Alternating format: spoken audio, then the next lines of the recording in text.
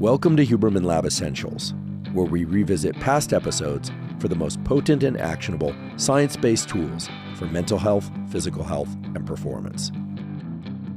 I'm Andrew Huberman, and I'm a professor of neurobiology and ophthalmology at Stanford School of Medicine. This podcast is separate from my teaching and research roles at Stanford. It is, however, part of my desire and effort to bring zero cost to consumer information about science and science-related tools to the general public. Today, we're going to focus on how particular hormones influence our energy levels and our immune system. We're going to talk about the hormones cortisol and epinephrine, also called adrenaline.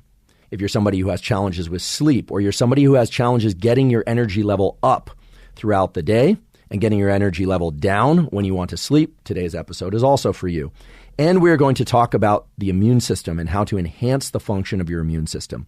I think it's fair to say that most people would like to have a lot of energy during the day, if you work during the day, and they'd like their energy to taper off at night. And I think it's fair to say that most people don't enjoy being sick. And it turns out that the two hormones that dominate those processes of having enough energy and having a healthy immune system are cortisol and epinephrine. I just want to cover a little bit about what cortisol and epinephrine are, where they are released in the body and brain, because if you can understand that, you will understand better how to control them.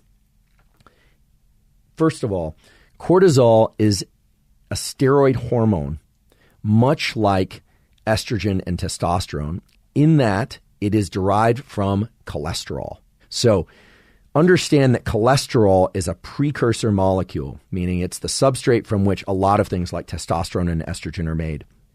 Please also understand that cholesterol can be made into estrogen or testosterone or cortisol, and that cortisol is sort of the competitive partner to estrogen and testosterone. What this means is no matter how much cholesterol you're eating or you produce, whether or not it's low or it's high, if you are stressed, more of that cholesterol is going to be devoted toward creating cortisol, which is indeed a stress hormone.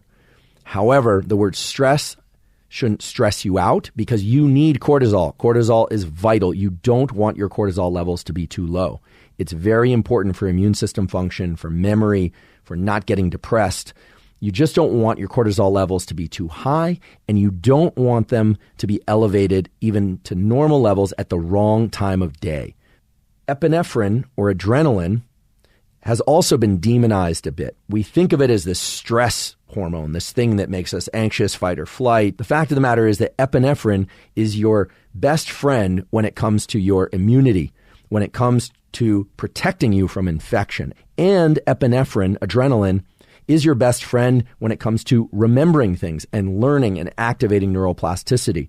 We're going to talk about that as well. Once again, it's a question of how much and how long and the specific timing of release of cortisol and epinephrine, as opposed to cortisol and adrenaline being good or bad. They're terrific when they're regulated. They are terrible when they're misregulated, and we will give you lots of tools to regulate them better. Cortisol Biology 101 in less than 2 minutes. Your brain makes what we call releasing hormones. And in this case, there's corticotropin releasing hormone, CRH, is made by neurons in your brain. It causes the pituitary, this gland that sits about an inch in front of the roof of your mouth and the base of your brain, to release ACTH.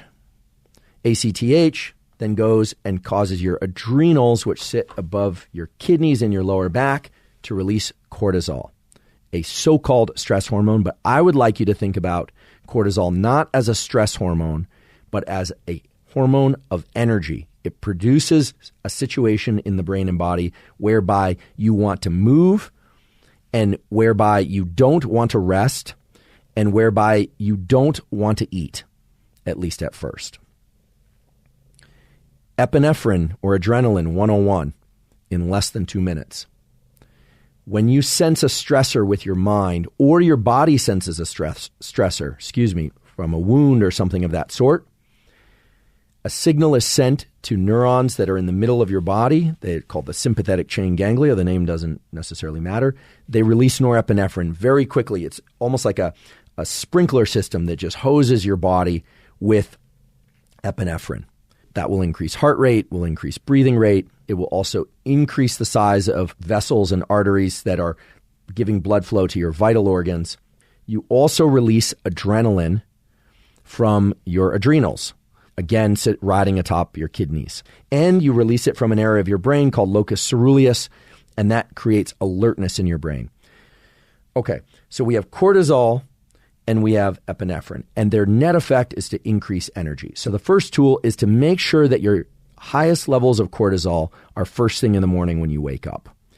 One way or another, every 24 hours, you will get an increase in cortisol. It's to stimulate movement from being asleep, presumably horizontal, to getting up and starting to move about your day. The best way to stimulate that increase in cortisol at the appropriate time is that very soon after waking, within 30 minutes or so after waking, get outside, view some sunlight. Even if it's overcast, get outside, view some sunlight, no sunglasses. Do that because in the early part of the day, you have the opportunity to time that cortisol release to the early part of the day. It will improve your focus, it will improve your energy levels, and it will improve your learning throughout the day. So here's how it works. On a sunny day, so no cloud cover, provided that the sun is not yet overhead, it's somewhere low in the sky, could have just crossed the horizon, or if you wake up a little bit later, it could be somewhat low in the sky.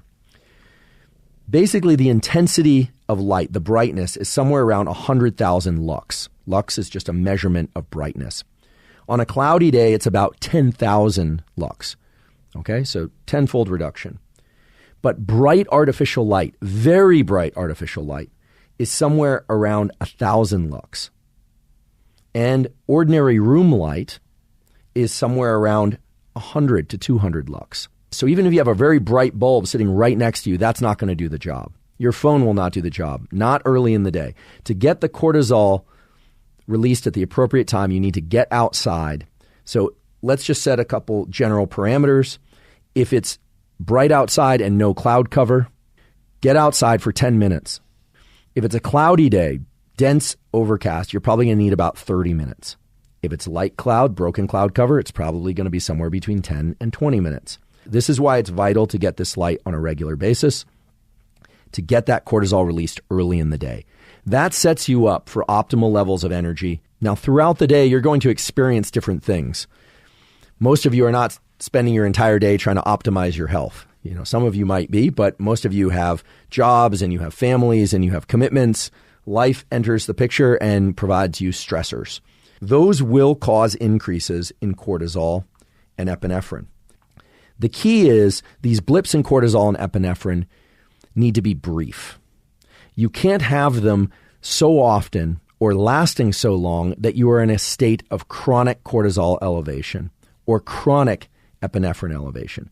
This system of stress was designed to increase your alertness and mobilize you towards things, get you frustrated, and provide the opportunity to change behavior. And the reason it works is that cortisol, when it's released into the bloodstream, it actually can bind to receptors in the brain. It can bind receptors in the amygdala, fear centers, and threat detection centers, but also areas of the brain that are involved in learning and memory and neuroplasticity. And this is why I say that neuroplasticity, the brain's ability to change itself in response to experience, is first stimulated by attention and focus, and often a low-level state of agitation. So understand that, and you won't be quite so troubled about the little stress increases that you experience throughout the day. Now, there are ways to leverage stress, epinephrine, and cortisol in ways that serve you and to do it in a deliberate way. There are also ways to do that increase your level of stress threshold, meaning they make it less likely that epinephrine and cortisol will be released. So I want to talk about the science of those practices because I get asked about these practices a lot. Things like Wim Hof breathing, which is also called Tumo breathing, things like ice baths, things like high-intensity interval training. All of those things have utility. The question is how you use them and how often you use them. Those tools, just like stress from a life event, can either enhance your immunity or deplete it. That's right. Those same practices of ice baths, Tumo breathing, high-intensity interval training, or training of any kind can deplete your immune system or it can improve them. they can improve it, meaning they can improve your immune system. The key is how often you use them and when. And so I want to review that now in light of the scientific literature, because in doing that, you can build practices into your daily or maybe every other day routine that can really help buffer you against unhealthy levels of cortisol and epinephrine, meaning cortisol increases that are much too great or that last much too long. Epinephrine increases that are much too great or that last much too long. Let's say somebody tells you something very troubling, or you look at your phone and you see a text message that's really upsetting to you. That will cause an immediate increase in epinephrine, adrenaline, in your brain and body. And chances are it's going to increase your levels of cortisol as well. Let's say you get into an ice bath or a cold shower. That will cause an equivalent increase in epinephrine and cortisol. Let's say you go out for high-intensity interval training. You decide you're going to run some sprints. You do some repeats, or you're going to do some weightlifting in the gym, or you decide that you want to do some hot yoga.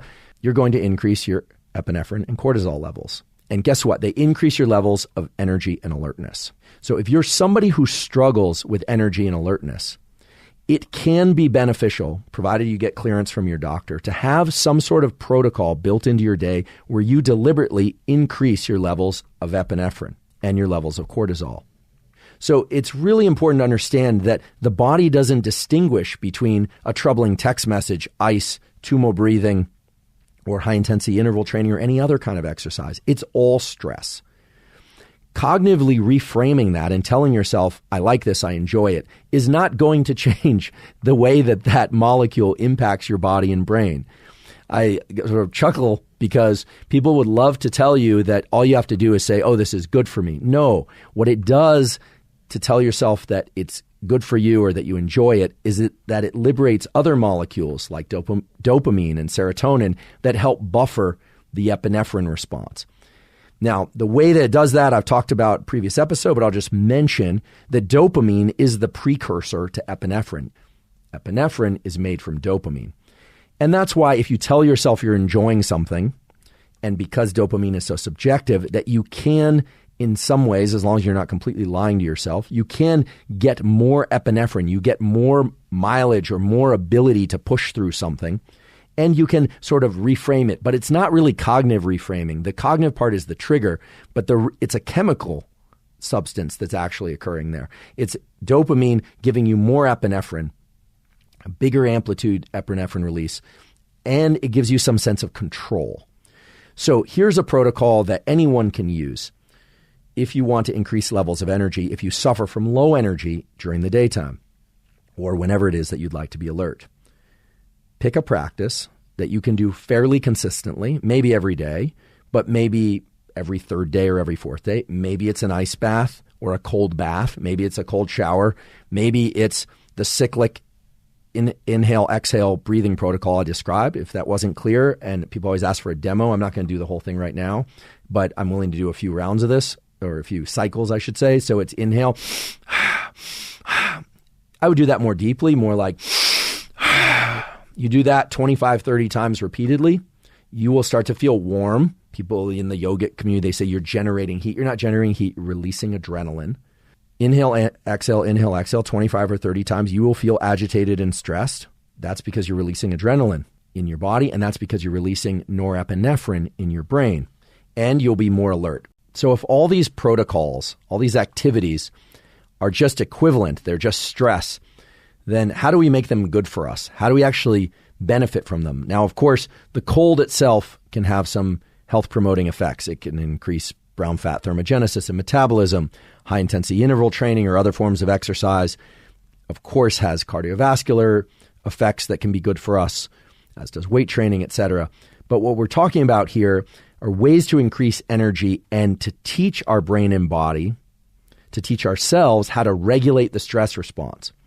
So in addition to the benefits of the actual practices, what we're talking about is building a system so that when you experience increases in epinephrine and cortisol from life events, you're able to better buffer those. And we are also talking about ways that you can increase energy overall, because that's what today's episode is all about, energy and the immune system. There's a biological mechanism that's very important if you want to do those things. Increase energy and your immune system on demand. Learn to buffer stress on demand in real time. And it means taking these protocols, these practices, whether or not it's cold water or ice bath or exercise or any of those, and making one small but very powerful adjustment in how you perform them. But in order to make that adjustment, I can't just tell you the adjustment. I have to tell you the mechanism so that you know if you're doing it correctly or not. This is really a case where if you can understand a little bit of mechanism, you will be far better off than just adopting protocols. Cortisol, as I mentioned, is released from the adrenals. It can have action both in the body and in the brain. Cortisol can cross the blood-brain barrier. Epinephrine cannot. That's one of the reasons why it's released both from the adrenals in your body and released from this brainstem area, the locus coeruleus in your brain. That's a powerful thing because what it means is that the body can enter states of readiness and alertness while the mind remains calm. So I'm presuming at this point that you're getting your morning light to time your cortisol increase. I'm presuming that you want more energy or that you want to increase your immune system's function and its ability to combat infections of various kinds. Now, the simplest way to describe how to do that would be in the context of cold water or a breathing protocol. Let's presume cold water. So let's say you decide you're going to take a cold shower.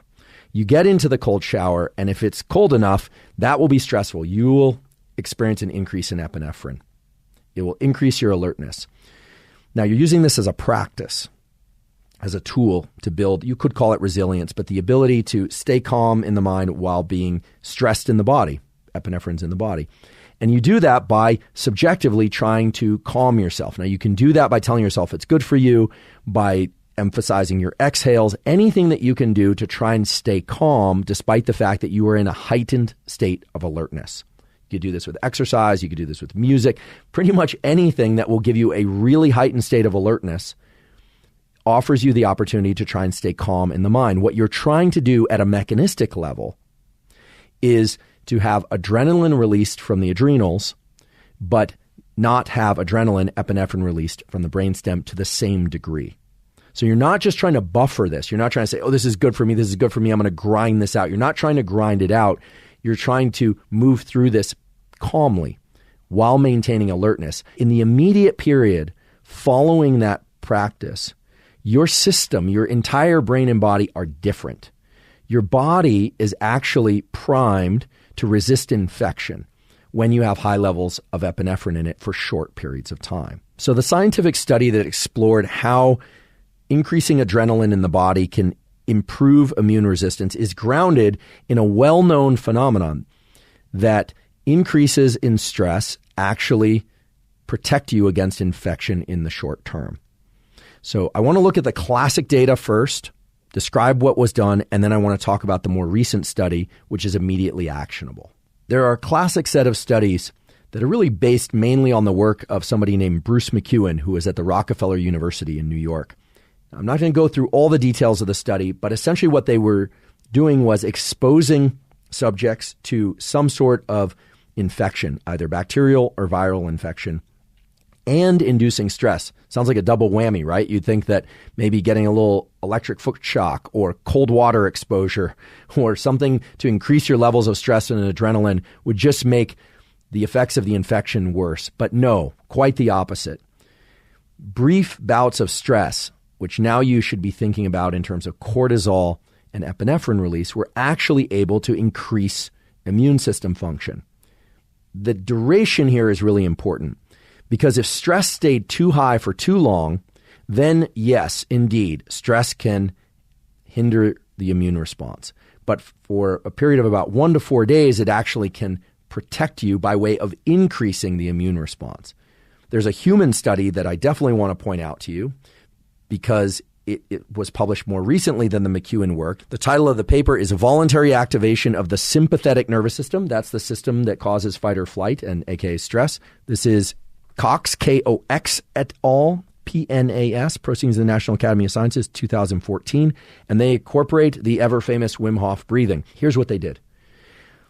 They injected people with E. coli and They had groups that either did the sorts of breathing I've been describing that increase adrenaline release, although I should say I don't think you need that breathing to get adrenaline release. You could do it with cold exposure. You could do it with other things, high intensity interval training as well. And what they found was that the response to the E. coli was quite different in the people that had a protocol, in this case breathing, to increase adrenaline. So this is a remarkable study because what they found was that the fever, the vomiting, all the negative effects of E. coli, many of them, and in some cases all of them, were greatly attenuated by way of engaging the adrenaline system. The point is, you can control your immune system by finding a way that you can increase adrenaline. And this runs counter to what we always hear, which is don't get too stressed or you will get sick. Learn to control adrenaline, turn it on and turn it off. Learn to control cortisol, turn it on with light in the morning, try and turn it off. And then when it spikes because of life events, learn to turn it off. Learning to turn on and off adrenaline, aka epinephrine, and learning to turn on and off cortisol affords you the ability to turn on energy and focus and your immune system. That's the most important point from today's podcast. And understanding that it doesn't matter what protocol you use. Maybe it's a cup of coffee and running up a hill 5 or 6 times. That will improve your immune system function if you get adrenaline in your system. You can use an ice bath. You can use a cold bath. It really doesn't matter. So up until now, we've been talking about increasing energy and increasing the immune system by way of cortisol and epinephrine, but I'd be totally remiss if I didn't cover how cortisol and epinephrine, if chronically elevated or if elevated too high, can have a lot of detrimental effects. Your immune system over time will get battered and you won't be able to fight infection off as well, right? You can start laying down the sort of classic pattern of cortisol-induced body fat. Why do we seek high-fat and or high-sugar foods when we are stressed for a while? Why would that be? And the reason is that the so-called glucocorticoids, of which cortisol is a glucocorticoid, is caused, as we've mentioned before, by releasing hormones from the brain and ACTH from the pituitary, etc. But normally, high levels of glucocorticoid shut off the releasing hormones in the brain and in the pituitary. They shut down in a so-called negative feedback loop. Chronic stress, however, stress that lasts more than 4 to 7 days, causes changes in the feedback loop between the adrenals and the brain and the pituitary, such that now the brain and the pituitary respond to high levels of glucocorticoids, cortisol, by releasing more of them. It becomes a positive feedback loop.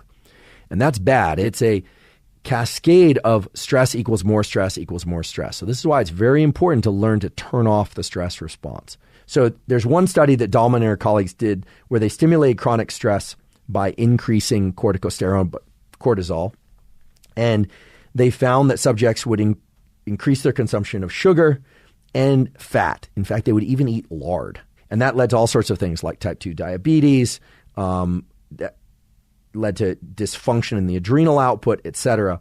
And so the real key is to learn to shut off the stress response. And you should watch yourself next time you experience stress. If it's a short-term bout of stress, typically it blocks hunger. If it's a longer bout of stress, typically it triggers hunger, in particular for these so-called comfort foods, sugary and fatty foods. Other bad effects of stress is that, yes, indeed, stress can make you go gray. Pigmentation of hair, just like pigmentation of skin, is controlled by melanocytes. Well, it turns out that activation of the so-called sympathetic nervous system, which is really just another name for the system that liberates adrenaline from the adrenals and epinephrine in the brain, drives depletion of melanocytes in hair stem cells. So indeed, there's a rate of aging that we will undergo based on our genetics, but stress will make us go gray. How do I know the difference between chronic and acute stress, and how do I keep chronic stress at bay? Once again, getting your light and your feeding and your exercise and your sleep on a consistent schedule or consistent-ish is going to be the most powerful thing you can do in order to buffer yourself against negative effects on mental health and physical health for that matter. There are things that one can take, supplements, prescription drugs, etc. All supplements, of course, have to be checked out for their safety margins for you because it's going to differ from person to person. You're responsible for making sure they're safe for you if you decide to use them. One of the most common ones is ashwagandha. It has a very strong effect on cortisol itself. How strong? The decrease in cortisol noted in humans is 14.5 to 27.9% reduction in otherwise healthy but stressed humans. The other compound that I think deserves attention is apigenin, A-P-I-G-E-N-I-N, apigenin, which is what's found in chamomile. I take it before bedtime, 50 milligrams. The major source of action is to calm the nervous system, and it does that primarily by adjusting things like GABA and chloride channels, but also has a mild effect in reducing cortisol.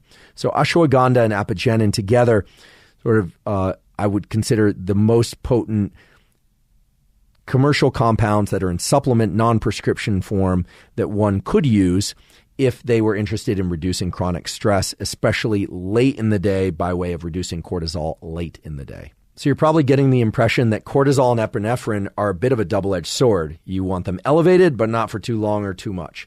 You don't want them up for days and days and days, but you do want to have a practice in order to increase them in the short term.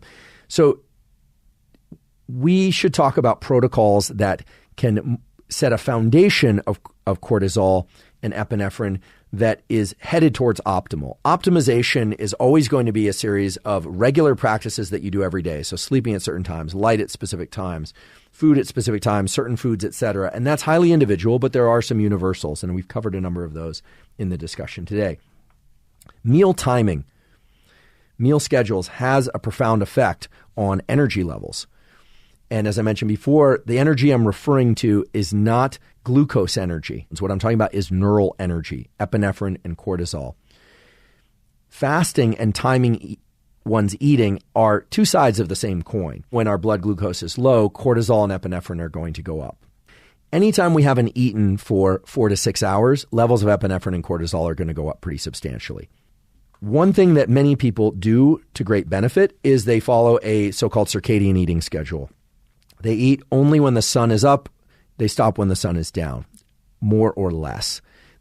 The other way to think about this is they stop eating a couple hours before sleep, and they eat more or less upon waking, assuming that they're waking up more or less around the time that the sun rises, maybe plus or minus 2 hours.